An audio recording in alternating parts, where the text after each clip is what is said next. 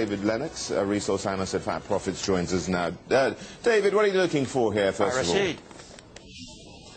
I guess basically we're looking for Rio to report a record interim when it comes out this afternoon.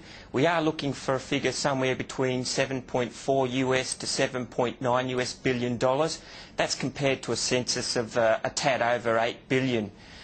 I guess the key driver that we'll see for the half will be its iron ore division, where if you had a look at their previously released production report, they've benefited from increased iron ore production, and with that we'll see a boost in prices. So certainly we're expecting the iron ore division to be the key driver in this profit announcement this afternoon.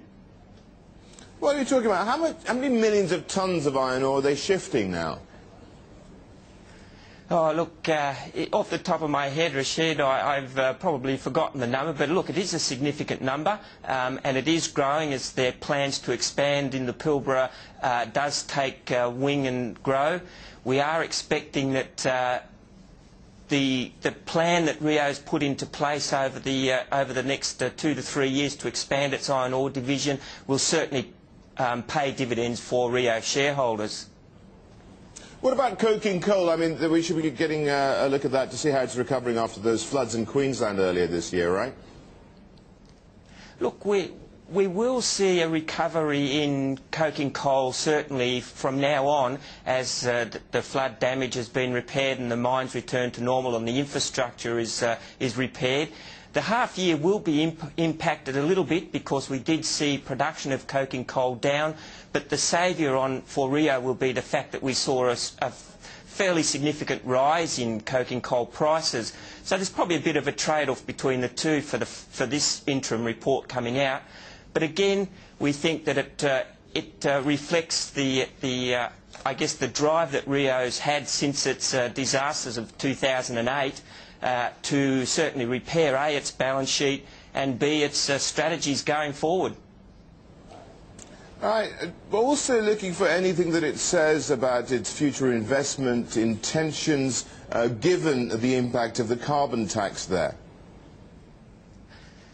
Look, I think at this stage it's probably too early to determine a strategy based around a carbon tax. We don't know precisely what the governing rules will be, although we do know the cost.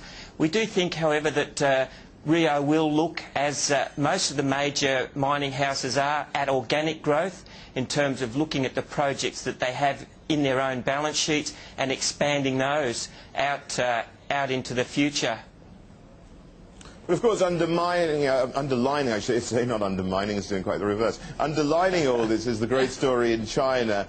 Now, do we expect this to continue? We're going to see a slight slowdown, perhaps at 9.5%, or going ahead, maybe 9% here. Does it have any material impact?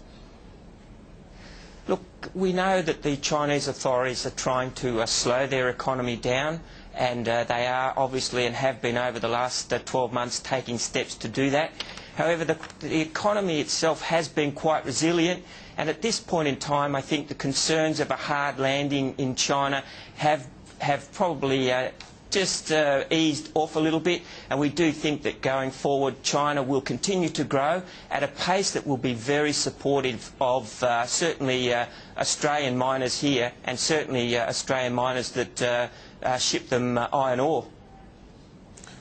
Rio Tinto, you've got it as saying that it should be the core of any portfolio. You have a buy recommendation on it. What about BHP Billiton? Two different strategies. I guess when you have a look at the two companies, their strategies aren't that dissimilar in terms of broad planning. They both are looking at organic growth within their asset bases, and they both are looking now to certainly try and maximise the value that they have within their asset portfolios. So look, from a broad point of view, yes, they are fairly similar, but then obviously BHP has got other commodities that Rio's not got, that's petroleum, and that does take obviously a little different strategies in terms of how you go about seeking a good oil field, etc. So we don't think there's much difference between where both particular mining houses are planning their future activities. Thanks a lot for that, David. Lennox there from Five Profits.